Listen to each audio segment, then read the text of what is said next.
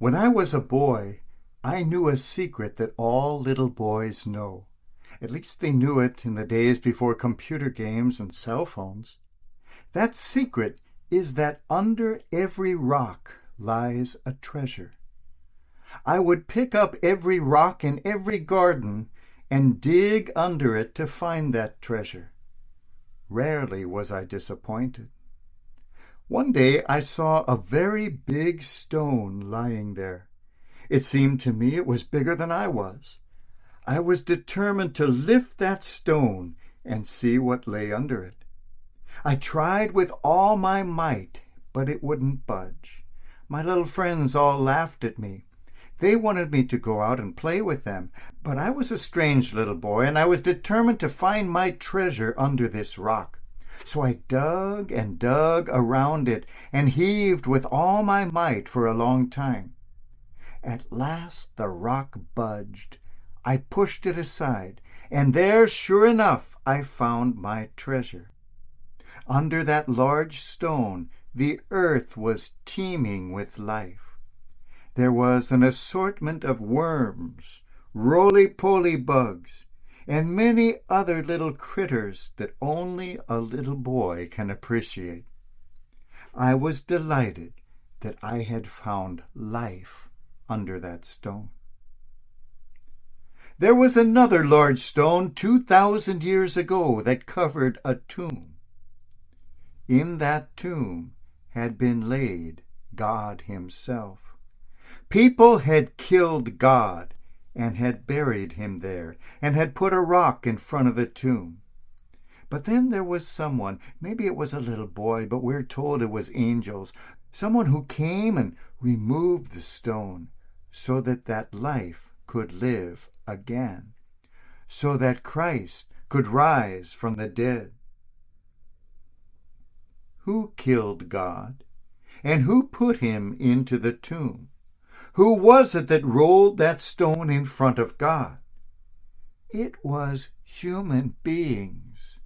It was us. How terrifying that we do have the power to kill God. It happened 2,000 years ago on the hill of Calvary.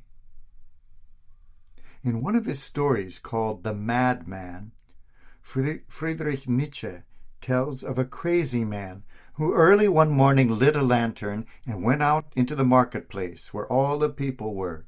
He cried out, "I am looking for God! I am looking for God!"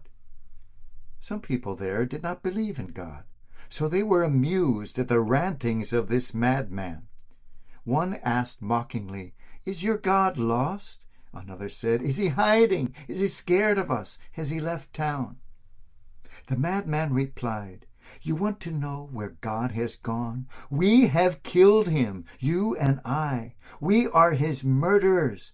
The greatest and holiest ever known has bled to death under our knives. Who can wash this blood away from us? Where is the water that can cleanse us of this?" People have killed God. They did it 2,000 years ago and continue doing it every day. For so many people, God, who was once very much alive for them, has become dead because of terrible things that other human beings have done to them. We have the power to kill God in the hearts of others. The famous survivor of Auschwitz, Elie Wiesel, wrote in his short book, Night, of his experiences in that terrible first night in the camp. He says, "Never shall I forget that night, the first night in camp, which has turned my life into one long night. Never shall I forget that smoke. Never shall I forget the little faces of the children. Never shall I forget those flames which consumed my faith forever. Never shall I forget that nocturnal silence which deprived me for all eternity of the desire to live, Never shall I forget those moments which murdered my God and my soul and turned my dreams to dust. Never shall I forget these things, even if I am condemned to live as long as God himself. For him, God died on that terrible night. Something went out in his soul, and for him, God was dead. We have the power to kill God in the hearts of those around us through acts of cruelty or neglect. At that moment, something dies in them, something they knew as God.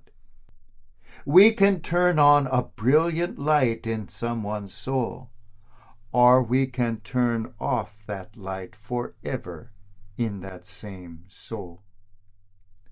After the madman in the story left the marketplace, he went and sang requiems in the churches, which he began to call tombs of God.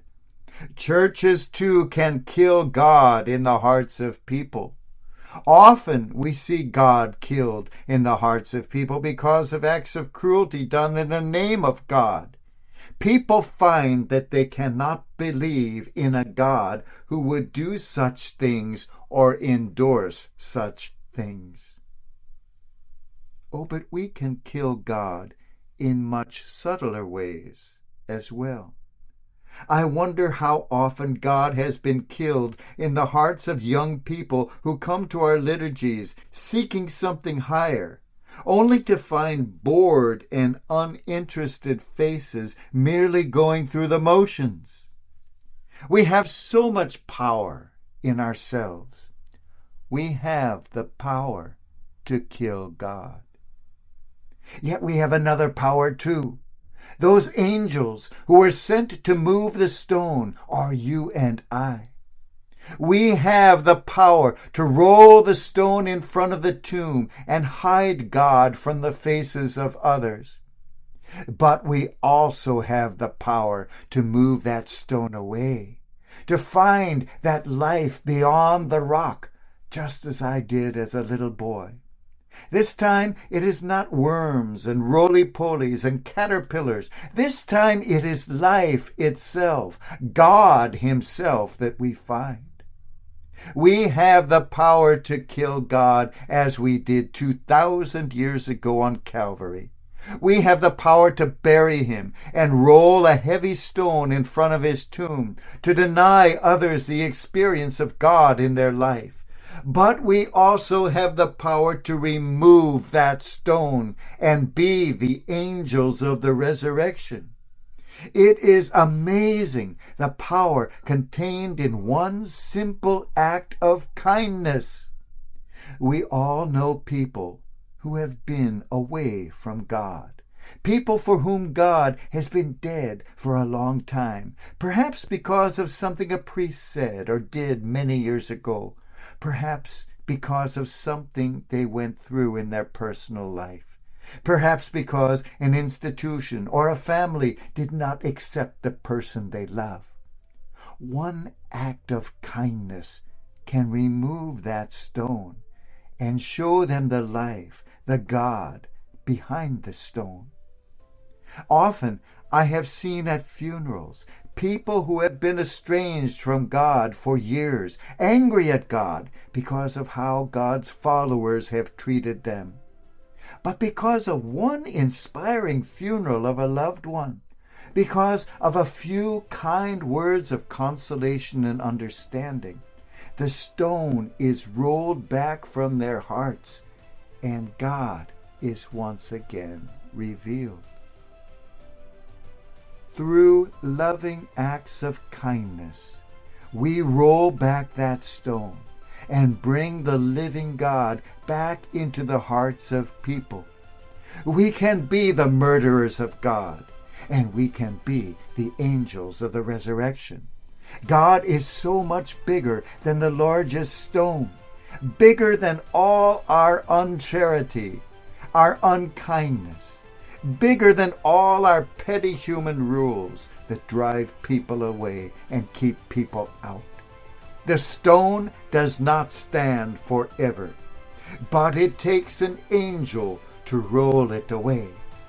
We can be that angel. We can roll that stone away, and we can allow God to live.